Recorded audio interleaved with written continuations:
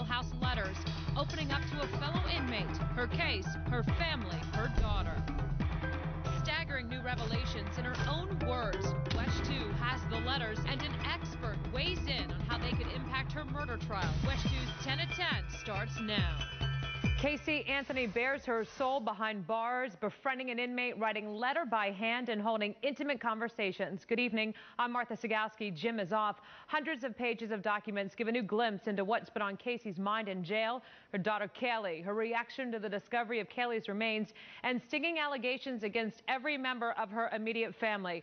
WESH 2 has a team of reporters on this huge new development. We go first to WESH 2's Bob Keeling with the new revelations.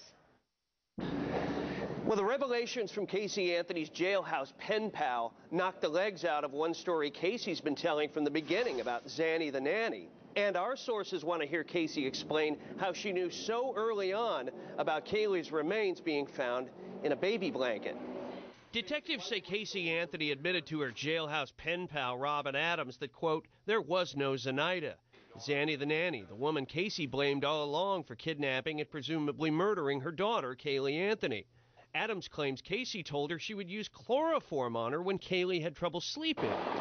And on the day Kaylee's remains were found, Adams claims Casey told her the remains of a young child were found in a dark garbage bag along with a baby blanket.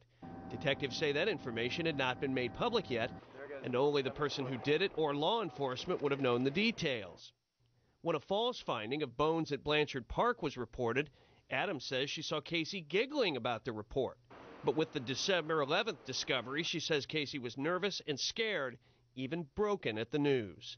The FDLE says Adams did not ask for a break in her own sentence, but in these pages she did talk about this information potentially being useful to cut a deal.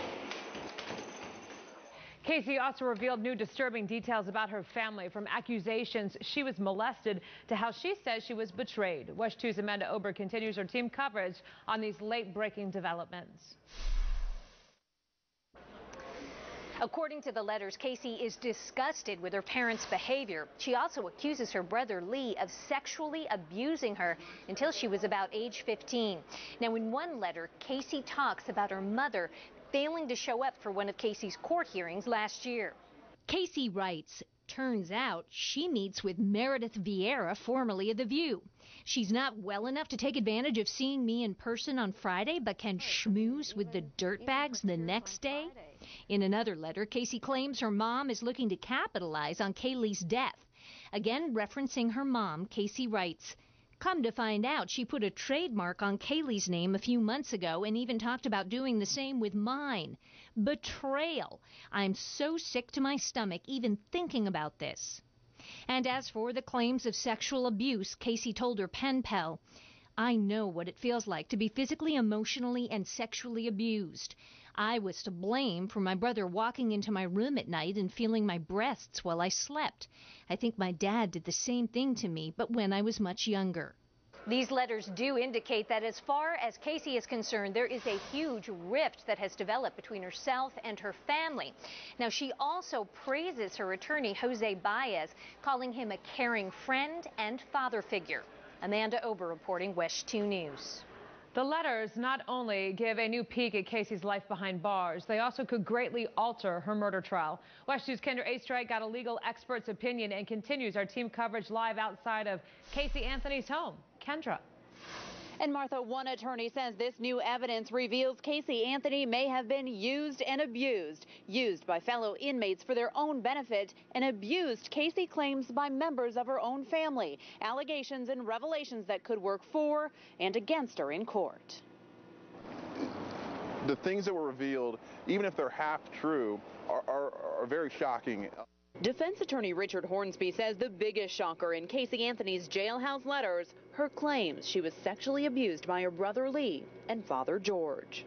And it gives you an entirely new dynamic to the Anthony family that many have suspected, but no one actually believed. What's more, Hornsby says if convicted of killing her daughter Kaylee, Casey's claim she was abused could save her own life. That is huge, and if a jury were to hear that, I think it's almost impossible that a jury would ever impose a death penalty on her if that was true. Also, Hornsby says if Casey sticks to her story, George and Lee could be charged. There's a statute of limitations issue, But if Casey Anthony were to swear to any of these allegations, an investigation could absolutely be started. The other explosive revelation, Casey's jailhouse confidant telling investigators Anthony talked about using chloroform to knock out Kaylee. Hornsby says the biggest pitfall for prosecutors is Casey didn't write it, so credibility becomes a problem. I've never met an inmate who's a credible witness when they're trying to get their sentence reduced. In her letters, Casey did spend a lot of time describing her love for Kaylee, saying she'd give her life to have her back, even for 5 minutes. Hornsby says it won't help Casey in court, but memories and plans for the future are likely helping Casey cope behind bars. Sometimes it's all you have to get you through the day, especially when you're in isolation.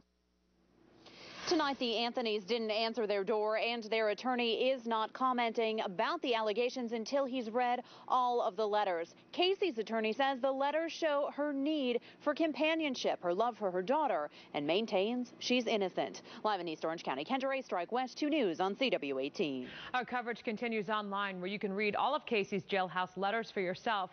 Her new details from the inmate who claims Casey told her she used chloroform to put Kaylee to sleep, and read an investigator's interview with a woman who says Casey told her there was no Zenaida. Local live late-breaking coverage on WESH.com.